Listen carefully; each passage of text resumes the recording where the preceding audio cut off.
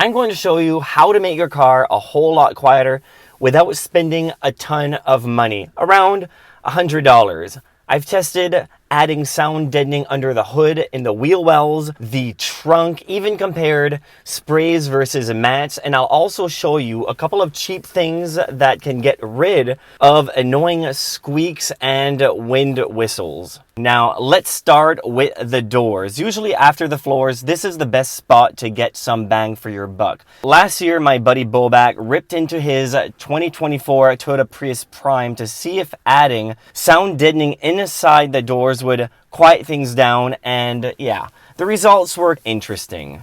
All right, now that we're back in the garage, I'm also setting up a Redtiger F17 Elite dash cam in the car thanks to our video sponsor. It's actually the world's first 4K to 4K dash cam, which is pretty impressive. The cool part is both the front and rear cameras record incredibly sharp footage thanks to the dual Sony IMX678 sensors, giving you a crystal clear 4K video at 30 frames per second. Check this out. You can easily spot license plates and road signs clearly, even from around 5 meters away. And that's true whether it's daytime or nighttime. To really show you the difference, here's a quick side-by-side comparison between the F77's crisp 4K footage and a typical 1080p dash cam. The upgrade is quite obvious. Another convenient feature is the built-in memory. You can choose either a 128GB or 256GB storage options, meaning no extra memory cards needed. Plus, the night vision on this thing is quite fantastic. Dual Starvis 2 sensors combined with HDR technology that ensures clear footage in all lighting conditions, from bright daylight and even nighttime scenes with minimal lighting. And as you can see, installation is straightforward. Just clean your windshield, stick on the camera, neatly route your wiring, and you're pretty well done. Operating it is just as easy thanks to voice controls and a responsive touchscreen. It also has super fast 5.8 gigahertz Wi-Fi, making video transfers quicker than ever. And of course, with built-in GPS, 24-hour parking monitoring, and G-sensor, the Redtiger F17 Elite gives you peace of mind whenever you're away from your vehicle. So go down in the description below, I'll have a link, and it'll be easy to find. Now back to the video. So what we'll do, we'll take some decibel readings with some sound deadening material to do a before and after comparison. We'll go 60 miles an hour. Right now we are only in EV mode.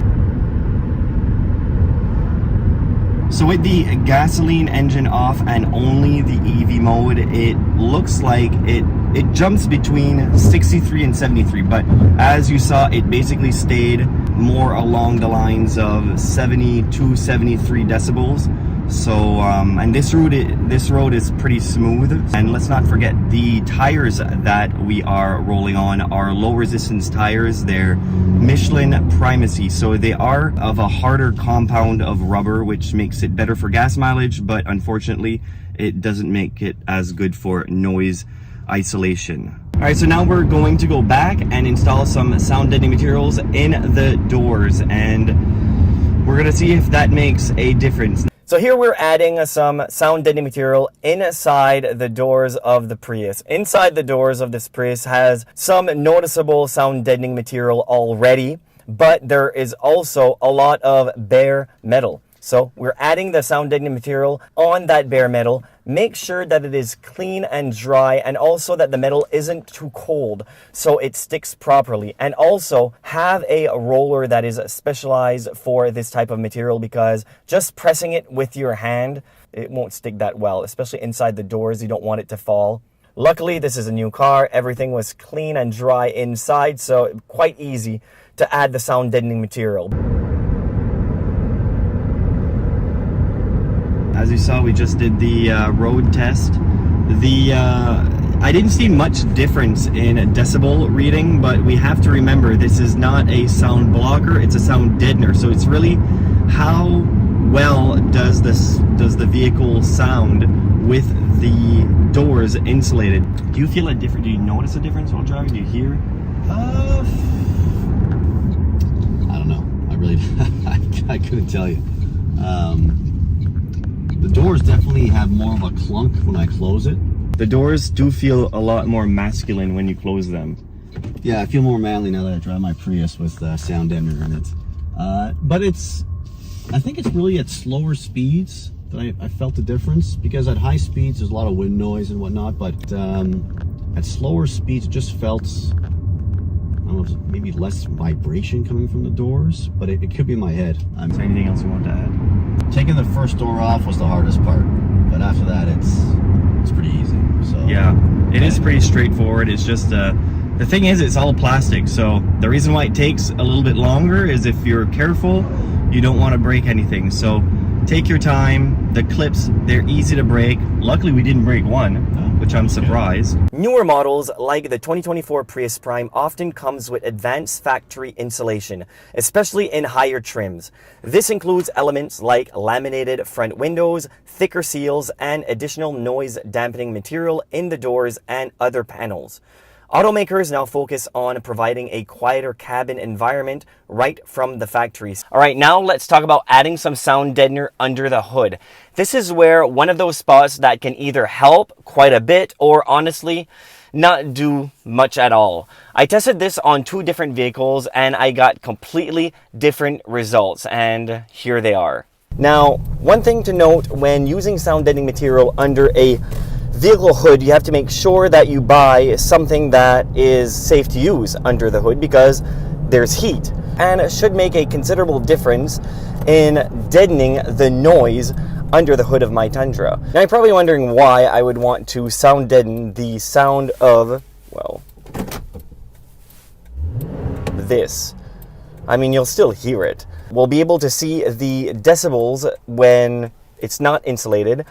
And I'll be going around 100 kilometers an hour, that's 60 miles an hour on the highway, just to show you the difference. And also I'll rev it a little bit just to see if there's any difference.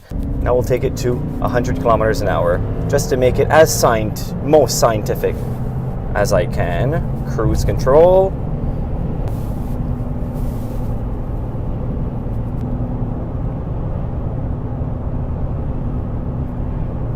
So there you saw, at 100 kilometers an hour, it's about 75, between high 74s to low 76 decibels, which isn't really that bad for a 14-year-old Toyota Tundra. First thing that you need to do before adding any type of sound deadening material is you need to clean under the hood thoroughly. You just have to make sure that there's no oily film left behind, that it is completely clean and dry to the touch. So the sound deadening material I'm using for the hood of my truck is butyl sound deadener matte. Now you might have heard also sound deadening mats that are asphalt based products. Butyl products are a lot better because when it reaches a higher temperature, especially under a car hood, it will begin to melting. And when that happens, it can lose up to 50% of its sound deadening capabilities. And also it will begin to smell, which is something that you really don't want in the cabin of your vehicle. Now that we have all of the sound deadening material that I wanted to install under the truck hood,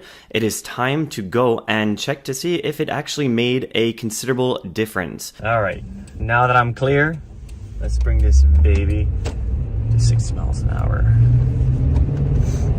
Gas lights on. I'm pretty well screwed. I got about 20 kilometers left. Now, all right, I'm at 100 kilometers an hour.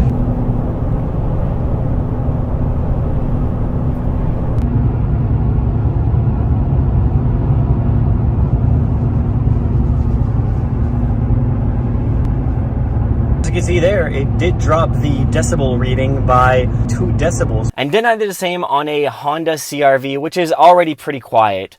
There's some popular Amazon Basics sound deadening material, and I will also try Dynamat Extreme, which has quite a bigger price point than the Amazon Basics. But first, before all of that, before the sound test, well, we'll take an initial baseline sound test to find out exactly how much noise does this engine make. We'll take the vehicle to 100 kilometers an hour. 71 and 73 decibels of noise, which would have been the, oh, goodbye, car adapter broke, so now I have this tripod. All right, so where we'll be adding the insulation is on this section right here. All right, here I have both Amazon Basic and the Dynamat Extreme. They're both made of the same type of material. It's a butyl based material, and they both have an aluminum backing with, of course, self-adhesive. So what I'll do, I will try the Dynamat Extreme. First, let's see how it feels. About the same heft. It's somewhat sticky. Love this one. Yeah, the Dynamat Extreme is much stickier, but hopefully the Amazon Basics holds up. The reviews on both of these are quite different. A lot of people rate the Dynamat Extreme very highly, but it is one thing to note, the Dynamat Extreme, if you were to do your entire vehicle for, let's say, $200 worth of this type of material, it would cost you around $80 worth of the Amazon Basics. So a lot of people have also mixed reviews on the Amazon Basics. Some people say that they don't really notice any difference, and some people say it works great. So we'll find out. Of course, the louder your car is,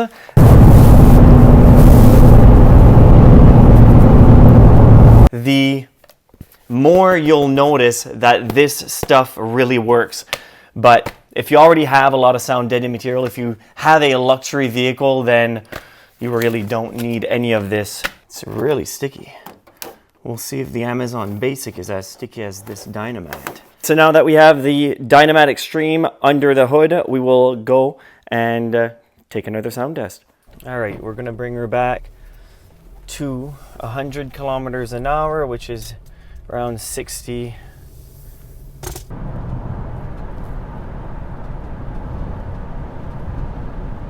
Around 70, 71, 72. Earlier it was between 71 and 73. So we saw maybe a drop of 1 decibel. With the Dynamat Extreme, it's not a lot, but as I said earlier, this is a sound deadening material, not a soundproofing material. So now we'll go try the more budget option, which is the Amazon Basic sound deadening material. All right, so now I'm going to remove the sound deadening material, and it is stuck there already pretty good, and it was just installed about an hour ago.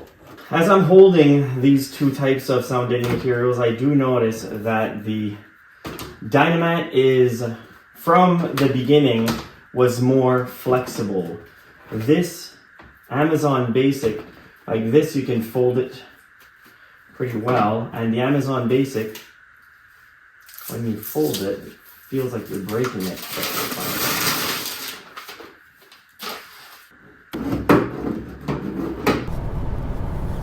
That's not too bad, around the same as the Dynamat Extreme, which I am not really surprised. So even with the Amazon Basics, I mean, between the Amazon Basics and the Dynamat Extreme, with the excessive difference in price, I would just go with the Amazon Basics. If you're going to be doing your entire car and it's going to cost you roughly between $200 and $300 for the Dynamat, or between $80 and $100 for the Amazon Basics, this package that I bought, I have 10 sheets and it cost me around $20. It's very inexpensive, and you can cover a lot of ground with just that box. I'll be putting some sound deadening material in the wheel well of this car, and I've seen a few videos of people doing that, but the thing is, I can't find a video of a before and after sound test, and that is what I will be doing right now. I'll be taking a sound test going at around 50 miles an hour, about 68 decibels, so I think we can do a little bit better than that. Now, let's go a little bit faster to see if it makes a difference if you're on the highway. So going at 60 miles an hour, which is 100 kilometers an hour, I got between 72 and 73 decibels of noise inside the cabin. So let's go back home and install some sound deadening material and see if it actually makes a difference. See if it works. All right, so it's time to pop this wheel off and see what we can do for sound deadening inside the wheel well. Let's do it. Now that your wheel is off, it's time to remove the plastic guard. And for my vehicle, I'll need a Phillips screwdriver and also a small flathead screwdriver. The Phillips screwdrivers for these screws and the small flathead is for the clips. Now I have to be careful to removing these clips because they will easily break. It just pops off. And now at least this way you can reuse this clip and you don't have to go buy a new one. Now the mud flap is removed, you can just remove the rest of the clips.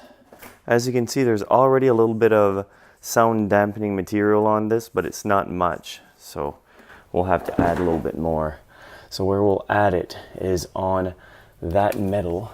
And now, while that's sitting, I'll use the degreaser and clean this protector, this plastic protector, because that sound deadening material that's on there, that's not enough. It's, as you can see, quite a difference from just a few moments ago. So I'm just gonna let that dry for a second while I add some sound deadening material on this piece of plastic.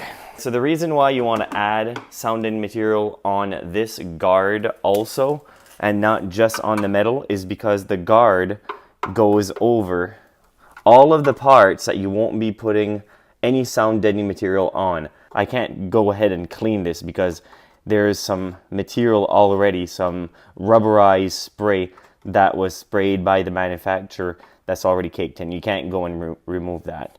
So we're only going to be putting some sound deadening material on the clean metal.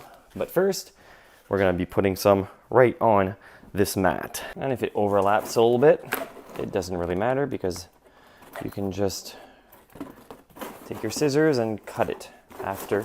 So now that you have your sound deadening material added on the guard, and you can just use your roller that you can just use to press around it, just to flatten it up and to give it a better stick. Added the sound deadening material, and it's time to reinstall the plastic guard. All right, so now that the wheel's back on, it's time to move on to the next one, and it's the same process for all three remaining wheel wells. I won't bore you with it, and we'll just move on straight to the sound test to see if it made a considerable or at least a small difference in noise transfer from road to cabin. All right, so now that the wheel well has been sound deadened, we'll find out if it actually made a difference on the road.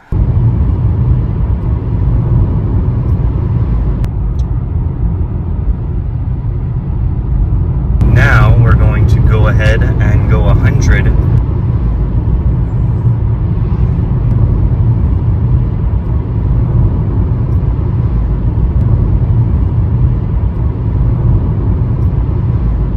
So there you have it, a couple of decibel, between 1 and 2 decibel difference, which is actually, I'm actually quite surprised because it's not that much sound deadening material. Now I've had people ask in the comment section, if you stick these butyl mats right on the metal like that, isn't it going to trap moisture and cause rust?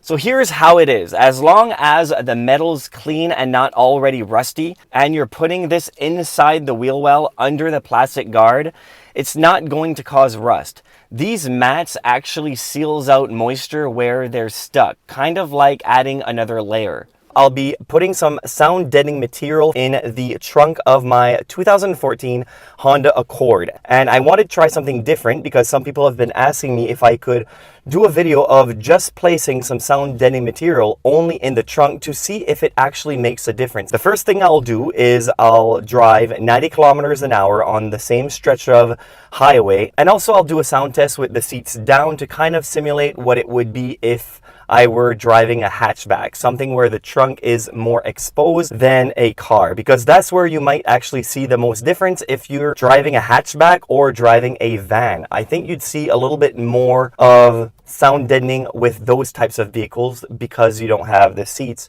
drowning out a lot of the noise that would be coming in from the trunk area. All right, so now the car is going at 90 kilometers an hour.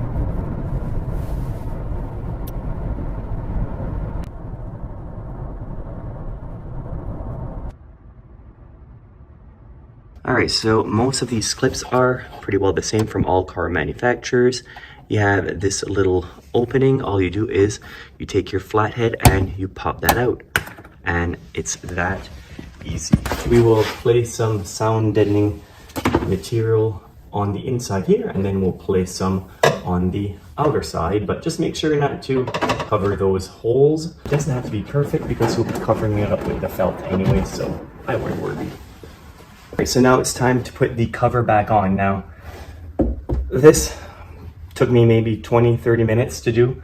It's not something that's terribly difficult. You just take a few clips off, you pop the felt off, and you just install your sound deadening material. All right, so now I'm almost done placing the sound deadening material. I only have a few spots left in between the holes, and then I will start putting the felt back on and the wheel, and we'll go and take a decibel test to see if there's much difference. Here I am.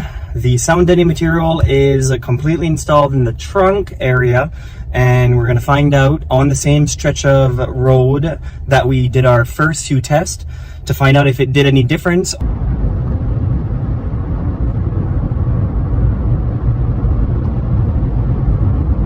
right, so now the seats are down. Sports car, 72. It's hovering around 72 decibels.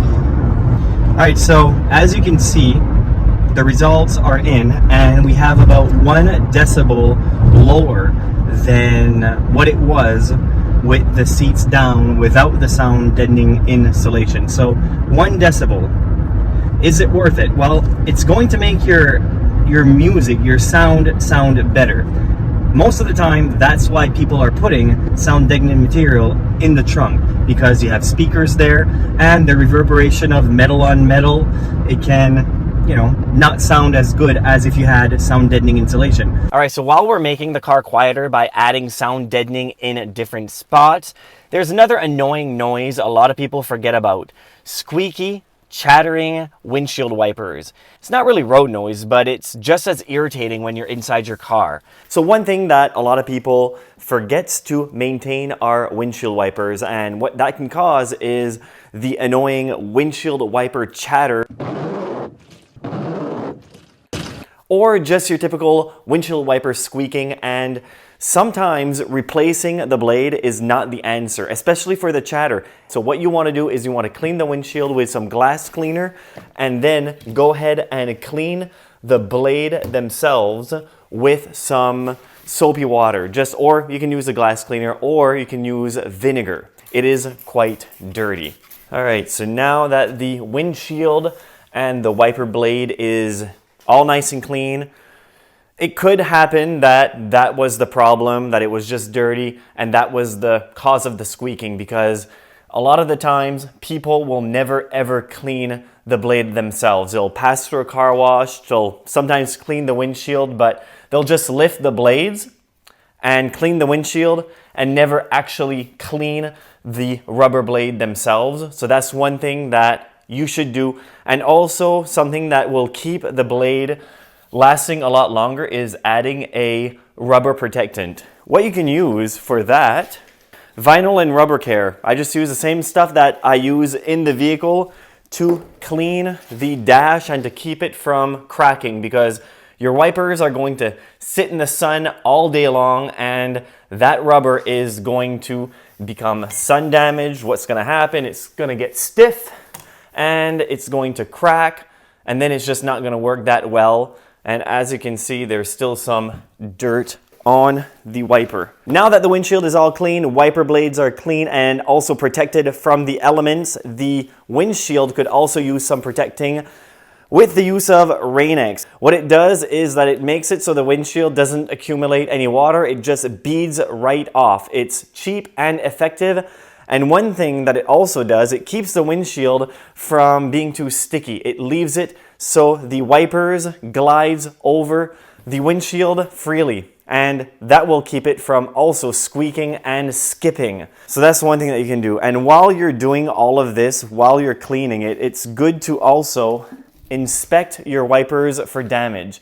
Now, where it can get damaged is the blade itself. Also, the wiper can be damaged, but look at the blade. See if there's any pitting or if there's any sun damage. If there's any sun damage, you'll notice because it's not going to be as rubbery. It's going to be a lot stiffer, and that can cause it to definitely squeak onto your windshield. So now if your wiper blade is not really squeaking, but more skipping,